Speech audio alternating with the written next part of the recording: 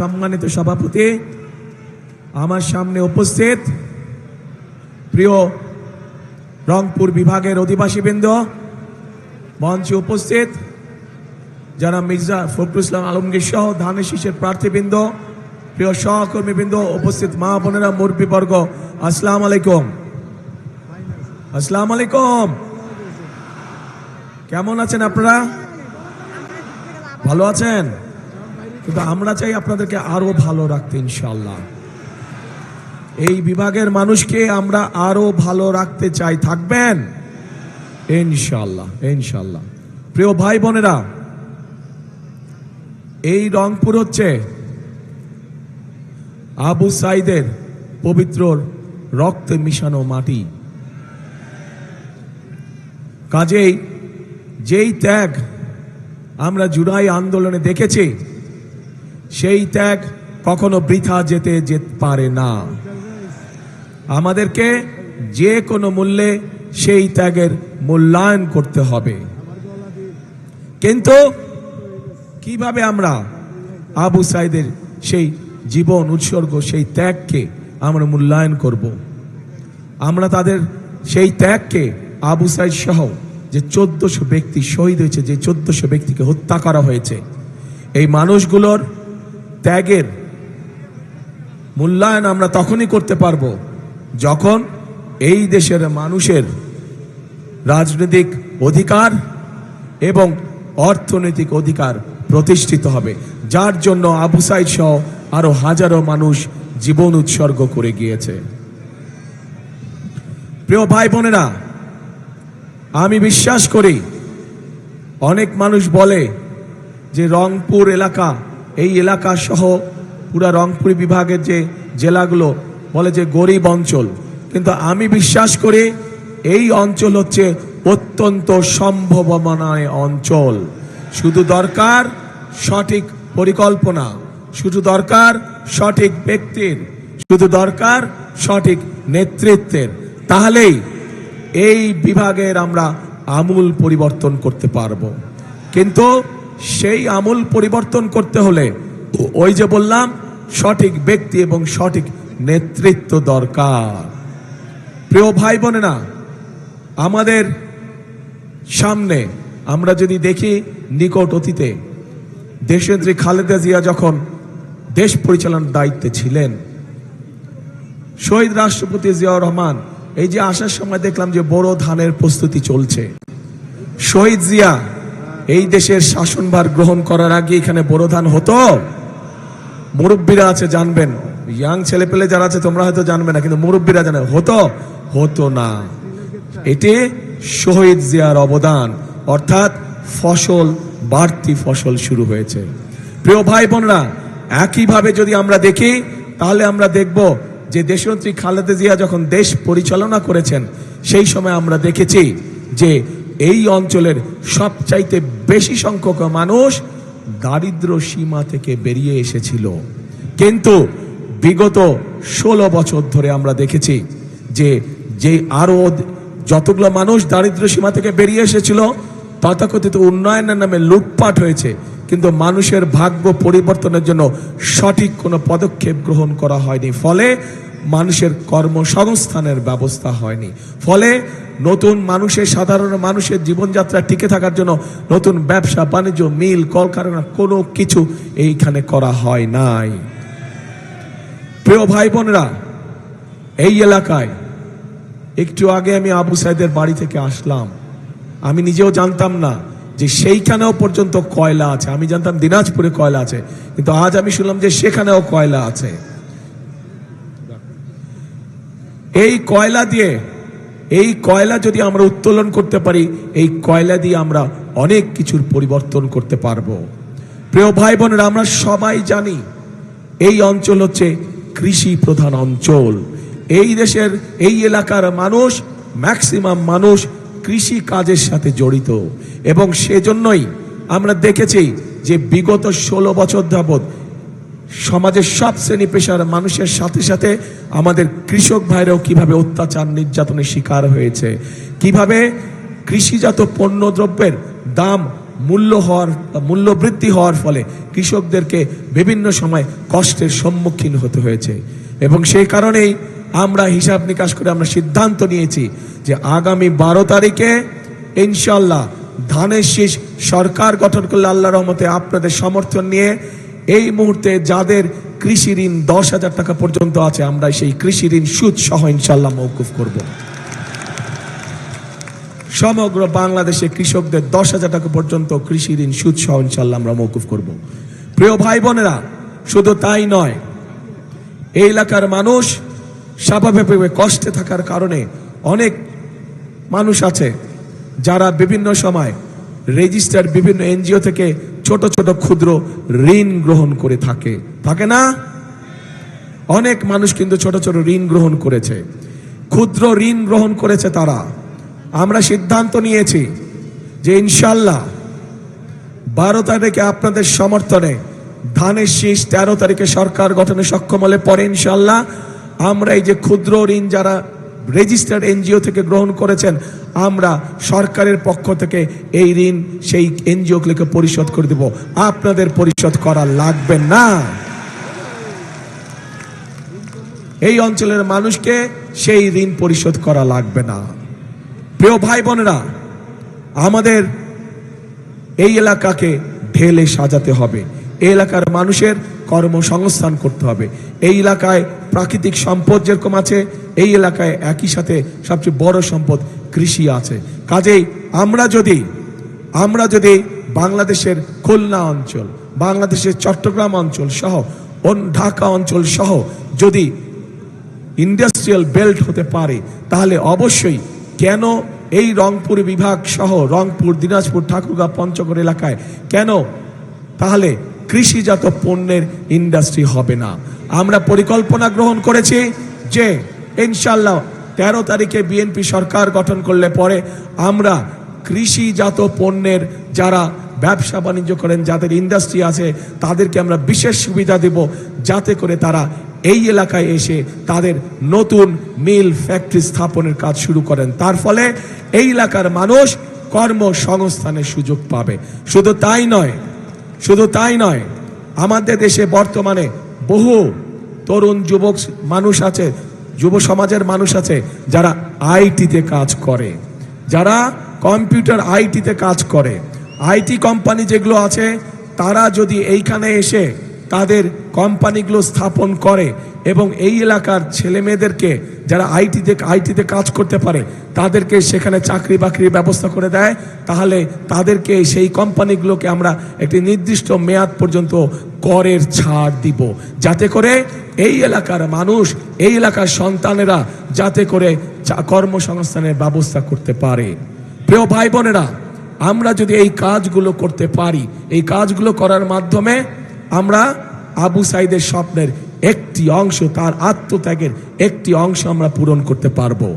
কিন্তু বড় যে অংশটি রয়ে যাবে বাকি, সেটা হচ্ছে এই দেশের মানুষের রাজনৈতিক অধিকারকে ফিরিয়ে আনা। ঠিক, এই দেশের মানুষের অধিকারকে যদি ফিরিয়ে আনতে হয়, তাহলে আমরা একা পারবো না। কারণ 2024 সালে 5ই আগস্ট যে পরিবর্তন হয়েছিল, সেই পরিবর্তনের কোনো রাজনৈতিক দলের দ্বারা হয় নাই, কোনো নির্দিষ্ট কোনো রাজনৈতিক দলের দ্বারা হয় নাই। সেই পরিবর্তনে এই দেশের সকল ধরনের মানুষ, শ্রেণী পেশা নির্বিশেষে সকল মানুষ অংশগ্রহণ করেছিল বলেই সেদিন সেই পরিবর্তন সূচিত হয়েছিল। এবং এই পরিবর্তনকে যদি ধরে রাখতে হয়, তাহলে প্রিয় ভাই বোনেরা, উপস্থিত প্রিয় ভাই বোনেরা, আপনারা সহ বাংলাদেশের জনগণকে সামনের কাতারে এসে দাঁড়াতে হবে। এবং সামনের কাতারে এসে দাঁড়ানোর অর্থ হচ্ছে একটি নিয়মতান্ত্রিক উপায়, একটি নিয়মতান্ত্রিক পন্থায় আমাদেরকে গণতান্ত্রিক যাত্রা শুরু করতে হবে, যা দেশের আইন অনুযায়ী, সংবিধান অনুযায়ী আগামী 12 তারিখে যে নির্বাচনটি অনুষ্ঠিত হচ্ছে, সেই নির্বাচনে আপনাদেরকে বেরিয়ে আসতে হবে ঘর থেকে। সেই নির্বাচনে ঘর থেকে বেরিয়ে এসে আপনাদেরকে আপনাদের অধিকার প্রয়োগ করতে হবে। এবং এই অধিকার প্রয়োগ করার মাধ্যমেই আপনারা সঠিক ব্যক্তিদেরকে নির্বাচিত করবেন, যারা আপনাদের এই এলাকার উন্নয়নের জন্য কাজ করবে। প্রিয় ভাই বোনেরা, আমাদের দেশের জনসংখ্যার অর্ধেক হচ্ছে নারী। এই অর্ধেক নারী সমাজকে আমরা যদি পিছনে ফেলে রাখি, সাথে না নেই, তাদেরকে যদি অর্থনীতির অংশে পরিণত না করি, তাহলে কোনোভাবেই দেশকে সামনে এগিয়ে নিয়ে যাওয়া সম্ভব নয়। সম্ভব হবে? হবে না। এবং এই নারী সমাজকে অর্থনৈতিকভাবে ধীরে ধীরে স্বাবলম্বী করে গড়ে তোলার জন্য আমরা একটি কার্ড তাদের ঘরে ঘরে পৌঁছে দিতে চাই। প্রত্যেক গৃহিণী বা প্রত্যেক মায়ের কাছে আমরা ফ্যামিলি কার্ড নামে একটি কার্ড পৌঁছে দিতে চাই, যেই কার্ডের মাধ্যমে আমরা প্রত্যেকটি পরিবারকে, এটি কোনো দলমত না, দলমত নির্বিশেষে সকল মা, সকল গৃহিণী এই কার্ডটি পাবে। এই কার্ডের মাধ্যমে আমরা তাদেরকে তাদের হাতে, সেই মায়েদের হাতে, সেই গৃহিণীদের হাতে প্রতি মাসে আমরা একটি সহযোগিতা পৌঁছে দিতে চাই, যার মাধ্যমে তারা ধীরে ধীরে স্বাবলম্বী হয়ে উঠতে পারে। ধীরে ধীরে অর্থনীতির উপরে তাদের একটি নিয়ন্ত্রণ প্রতিষ্ঠিত হতে পারে, যার মাধ্যমে তারা ব্যবসা বাণিজ্য, সন্তানের লেখাপড়া, সন্তানের স্বাস্থ্য, সকল কিছু নিজের মতন করে দেখভাল করতে পারে। প্রিয় ভাই বোনেরা, শুধু মা বোনদের জন্য নয়, শুধু তরুণ সমাজের সদস্য বা যুব সমাজের সদস্যের কর্মসংস্থানের ব্যবস্থা নয়। আমি একটু আগে কৃষক ভাইদের 10,000 টাকা পর্যন্ত কৃষি ঋণ মওকুফ করার কথা বলেছি। এটার পাশাপাশি আমরা আরেকটি কাজ করতে চাই, সেটি হচ্ছে আমরা প্রত্যেক কৃষক ভাইয়ের হাতে, মাদের কাছে বা গৃহিণীদের কাছে যেমন ফ্যামিলি কার্ড পৌঁছে দেব, ঠিক কৃষক ভাইদের কাছে আমরা একইভাবে কৃষি কার্ড নামক একটি কৃষি কার্ড পৌঁছে দিতে চাই। 10,000 টাকা কৃষি লোন যেটা, ওটা তো মওকুফ করবই, এই কৃষি কার্ডও পৌঁছে দিতে চাই। কারণ এই কৃষি কার্ডের মাধ্যমে, ফ্যামিলি কার্ডের মাধ্যমে মাদের হাতে, গৃহিণীদের হাতে যেরকম একটি সহযোগিতা পৌঁছাবো, কৃষক কার্ডের মাধ্যমে আমরা কৃষক ভাইদের কাছে তাদের জমি অনুযায়ী আমরা অন্তত একটি ফসলের সম্পূর্ণ বীজ, সার, কীটনাশক তাদের হাতে তুলে দিতে চাই,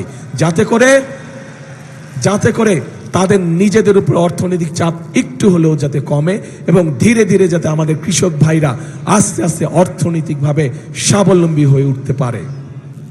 প্রিয় ভাই বোনেরা, এখন এই পরিকল্পনাগুলোকে যদি বাস্তবায়ন করতে হয়, আমরা তো বাস্তবায়ন করব আল্লাহর রহমতে। আপনাদের সমর্থন নিয়ে আমরা সরকার গঠন করলে আমরা একটা পরিকল্পনা বাস্তবায়ন করব, কিন্তু সেই পরিকল্পনা বাস্তবায়নে আপনাদের সাহায্য ছাড়া তো করতে পারবো না। আমরা আমাদের পরিকল্পনা কয়েকটি পরিকল্পনার কথা আপনাদের সামনে তুলে ধরেছি। এখন আমি আপনাদের কাছে জানতে চাই, আমার জানতে ইচ্ছা করছে, আমাদের পরিকল্পনাটা বললাম। প্রিয় ভাই বোনেরা, আপনাদের পরিকল্পনাটা কি? হ্যাঁ, শুনি না। আরে ভাই, শুনি না তো। আবার একটু জোরে বললে শুনি। রাইট, ধানের শীষ। কবে? হ্যাঁ, কবে? 12 তারিখ। কখন যাবেন? একদম ফজরের ওয়াক্তে গিয়ে ফজরের সময় ওখানে জামাত আদায় করতে হবে, যাতে করে ওই 16 বছর যেমন নিশিরাতের নির্বাচন হয়েছিল, আমরা এবার আর করতে দেব না। 16 বছর যখন আমুড নির্বাচন হয়েছিল, আমরা এবার করতে দেব না। এবার হচ্ছে জনগণের পালা। জনগণ এবার সিদ্ধান্ত নেবে তারা কি করবে। কাজেই জনগণ, সকল মুসলমান, হিন্দু, বৌদ্ধ, খ্রিস্টান, যে যেখানে আছেন, সকল ধরনের মানুষ যারা ভোটার, প্রত্যেকে ভোরবেলায় গিয়ে ভোট কেন্দ্রের সামনে লাইন দিয়ে দাঁড়াতে হবে, যাতে করে কেউ কোনো ষড়যন্ত্র করতে না পারে। সতর্ক থাকতে হবে। প্রিয় ভাই বোনেরা, আরেকটি গুরুত্বপূর্ণ বিষয় আছে। আপনাদের নিশ্চয়ই মনে আছে, আজকে থেকে প্রায় 2.5 বছর আগে যখন স্বৈরাচার এই দেশের মানুষের কাঁধের উপরে চেপে বসেছিল, সেই সময় বিএনপি সংস্কার প্রস্তাব দিয়েছিল দেশের মানুষের সামনে। 31 দফা সংস্কার প্রস্তাব মনে আছে? 31 দফা সংস্কার প্রস্তাব মনে আছে আপনাদের? জানেন তো? আচ্ছা, পরবর্তীতে আমরা কি দেখলাম, যে বর্তমান সরকার যখন আসলো, অন্তর্বর্তীকালীন সরকার এসে তারা একটি সংস্কার কমিশন করলো এবং বাংলাদেশের প্রায় কম বেশি রাজনৈতিক দলগুলোকে সেখানে আহ্বান করলো। আমরাও গিয়েছি, সেখানে আমরা আমাদের সংস্কার প্রস্তাব আমরা দিয়েছি এবং মোটামুটিভাবে সংস্থার প্রস্তাব যেগুলো আমরা দিয়েছি, যা আমরা জনগণের সামনে অনেক আগে উপস্থাপন করেছিলাম, সেইগুলাই কম বেশিভাবে তারাও দিয়েছে। হতে পারে কোনোটি ব্যাপারে আমাদের সাথে কিছু কিছু দ্বিমত আছে, কিন্তু আমাদের সাথে যদি কোনোটির ব্যাপার দ্বিমত থাকে, আমরা কোনো লুকো ছাপা করিনি। আমরা জনগণের সামনে প্রকাশ্যে বলেছি যে কোনটিতে আমরা সম্মত দিয়েছি এবং কোনটিতে আমাদের কিছু ডিসএগ্রিমেন্ট আছে, প্রকাশ্যে বলেছি। এখানে কোনো লুকো ছাপার কোনো বিষয় নাই। এখন প্রিয় ভাই বোনেরা, এই যে 12 তারিখে যে আপনারা আপনাদের পরিকল্পনা সফল করতে যাবেন, একই সাথে আরেকটি কাজ করতে হবে। যেই অধিকার ফিরানোর জন্য আবু সাইদ নিজের জীবনকে উৎসর্গ করেছে, চট্টগ্রামে ওয়াসিম নিজের জীবনকে উৎসর্গ করেছে, এরকম হাজারো মানুষ যারা নিজের জীবনকে উৎসর্গ করেছে, তাদের মানুষের ভোটের অধিকার, কথা বলার অধিকার, অর্থনৈতিক অধিকার প্রতিষ্ঠার মাধ্যমে যেমন তাদের এই জীবন উৎসর্গকে আমরা মূল্যায়ন করতে পারবো, একইভাবে তাদের জীবন উৎসর্গকে মূল্যায়ন করতে হলে আমরা যে জুলাই সনদে স্বাক্ষর করেছি, সেই জুলাই সনদকেও আমাদের সম্মান করতে হবে। এবং সেজন্যই আপনাদের সকলকে অনুরোধ করব যে ধানের শীষে যেমন সিলটা দিবেন 12 তারিখে, একই সাথে আপনাকে যে দ্বিতীয় ব্যালট পেপারটি দিবে হ্যাঁ এবং না, সেখানে হায়ের পক্ষে দয়া করে আপনারা রায় দিবেন। মনে থাকবে তো প্রিয় ভাই বোনেরা? 5 তারিখে, অগাস্টের 5 তারিখে পরিবর্তন হয়েছে দেশের মানুষ পরিবর্তন চায়। কি পরিবর্তন? ফ্লাইওভার হবে বড় বড়, বিল্ডিং হবে বড় বড়, ঠিক আছে, হলে হবে, কিন্তু মানুষ তার নিজের ভাগ্যের পরিবর্তন চায়। মানুষ চায় কর্মসংস্থান, মানুষ চায় নিরাপদে রাস্তা দিয়ে হাঁটবে, মানুষ চায় নিরাপদে রাতে বাসায় ঘুমাবে, মানুষ চায় নিরাপদে যে যার চাকরি বাকরি ব্যবসা বাণিজ্য সব কাজ কারবার করবে, তাই তো? কাজে সেই নিরাপদ ব্যবস্থা যদি তৈরি করতে হয়, তাহলে আপনাদেরকে সমর্থন লাগবে। আপনাদের সমর্থন থাকলে সেই নিরাপদ ব্যবস্থা ইনশাআল্লাহ বিএনপি বাংলাদেশে প্রতিষ্ঠিত করতে পারবে। কারণ বিএনপির অতীত ইতিহাস আছে, দেশের আইন শৃঙ্খলা কিভাবে নিয়ন্ত্রণ করতে হয় সেটি বিএনপি একমাত্র অতীতে দেখিয়েছে। বলেই, বিএনপির অভিজ্ঞতা আছে বলেই বিএনপির পক্ষেই সম্ভব একমাত্র দেশের আইন শৃঙ্খলাকে সঠিকভাবে, শক্তভাবে নিয়ন্ত্রণ করা এবং শক্তভাবে মানুষের নিরাপত্তা প্রদান করা। প্রিয় ভাই বোনেরা, যেই পরিকল্পনার কথা বললাম, আবু সাইদের স্বপ্নের যে কথাগুলো আমি বললাম, এগুলো যদি বাস্তবায়ন করতে হয়, তাহলে আমাদেরকে আরেকটি বিষয়ের টুটি চেপে ধরতে হবে। বলেন তো কি সেটা? ইয়েস, দুর্নীতি চেপে ধরতে হবে, টুটি চেপে ধরতে হবে। আমরা দেখেছি বিগত 16 বছর উন্নয়নের নামে মেগা প্রজেক্ট হয়েছে। যদি মেগা প্রজেক্টই শুধু হতো আমাদের আপত্তি ছিল না, কিন্তু আমরা দেখেছি কিভাবে মেগা প্রজেক্টের নাম করে মেগা দুর্নীতি করা হয়েছে। এই দুর্নীতির অবসান হতে হবে। আবু সাইদের হত্যাকারীদের যেমন বিচার হতে হবে, দেশের মানুষের সম্পদ লুটপাট করে যারা বিদেশে পাচার করেছে, অর্থ পাচার করেছে, তাদেরও এই দেশে বিচার হতে হবে এবং সেই লুটপাটকৃত অর্থ আমাদেরকে চেষ্টা করতে হবে বিদেশ থেকে দেশে ফিরিয়ে নিয়ে এসে মানুষের কাজে ব্যবহার করা। এবং প্রিয় ভাই বোনেরা, এই কাজটিও যদি কেউ করতে পারে, সেটাও একমাত্র বিএনপির পক্ষেই করা সম্ভব। কারণ একটি আন্তর্জাতিক সংস্থা, যেই সংস্থাটি এই দুর্নীতিতে কে কত নাম্বার পেল এই হিসাব যারা করে, তাদের হিসাব মতেই 2001 সালে যখন খালেদা জিয়া দায়িত্ব পায়, তখন থেকে আস্তে আস্তে বাংলাদেশের দুর্নীতির রাহুগ্রাস থেকে উপর দিকে উঠতে থাকে, মুক্ত হতে থাকে। কাজেই বিএনপি এটিও প্রমাণ করে দেখিয়েছে যে বিএনপি একমাত্র পারে দেশকে দুর্নীতির রাহুগ্রাস থেকে মুক্ত করার জন্য। প্রিয় ভাই বোনেরা, একটি দল আছে, সেই দল বিএনপি সম্পর্কে মিথ্যে কথা বলে যাচ্ছে কয়েকদিন ধরে। আপনাদের নিশ্চয়ই মনে আছে, আজও দেখলাম তারা বলেছে তাদের 2 জন সদস্য 2001 থেকে 2006 পর্যন্ত আমাদের সাথে সরকারে ছিল, মনে আছে আপনাদের? এখন তারা বলছে যে বিএনপি সময় বলে পরিস্থিতি অন্যরকম ছিল, তাদের মানুষগুলা ভালো আর আমাদের মানুষগুলা খারাপ। আমার প্রশ্ন হলো ভালো মানুষের সাথেই তো ভালো মানুষ থাকে নাকি?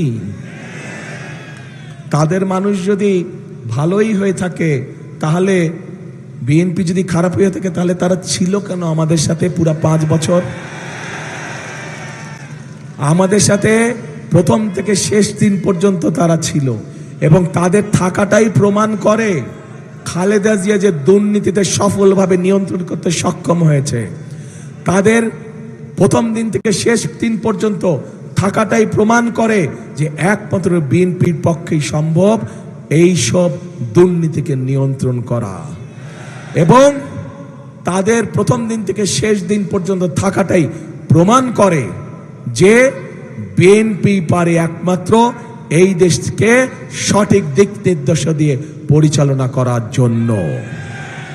প্রিয় ভাই বোনেরা, হয় এই দলটির মাথা খারাপ হয়ে গেছে, অথবা নিজের নেতৃত্ব সম্পর্কে নিজেই আবল তাবল কথা বলছে, ভুল কথা বলছে। কাজে সেই বিতর্কে আমরা যেতে চাই না। আমাদের শক্তি হচ্ছে বাংলাদেশের জনগণ। আমাদের শক্তি যেহেতু বাংলাদেশের জনগণ, সেই জন্য বাংলাদেশের জনগণের কাছে আমরা ফিরে যেতে চাই। আমাদের শক্তি যেহেতু বাংলাদেশের জনগণ, সেই জন্য বাংলাদেশের জনগণের কাছে আমরা ভালো মন্দ যা কিছু আছে সব কিছুর রায় আমরা বাংলাদেশের মানুষের কাছেই রেখে দিতে চাই। বাংলাদেশের মানুষের সিদ্ধান্তই আমাদের প্রথম এবং শেষ সিদ্ধান্ত। প্রিয় ভাই বোনেরা,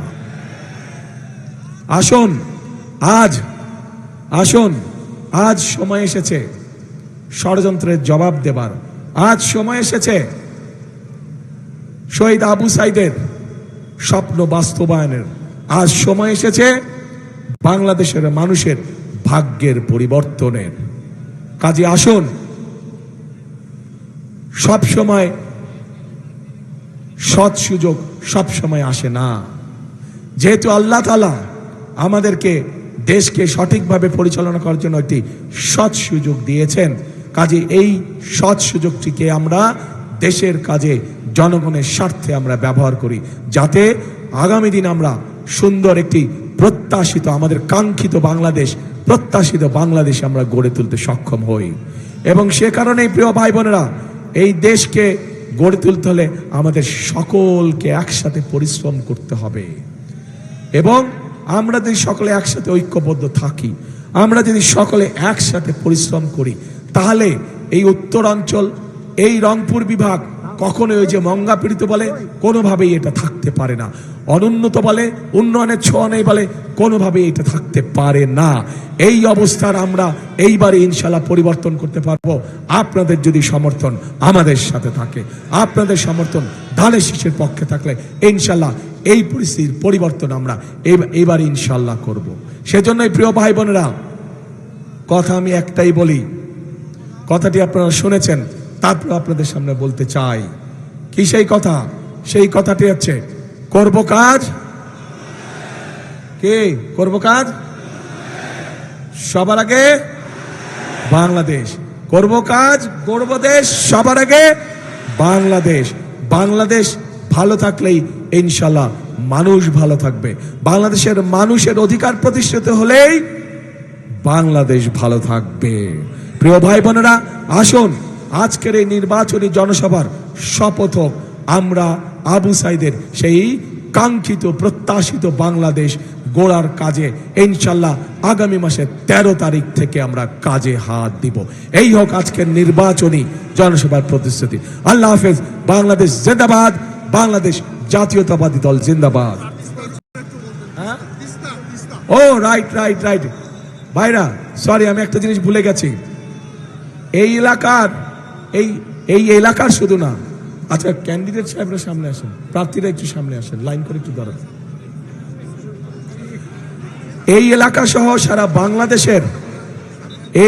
সারা বাংলাদেশের একটি বিরাট সমস্যা আছে, সেটা হচ্ছে আমাদের পানি সমস্যা।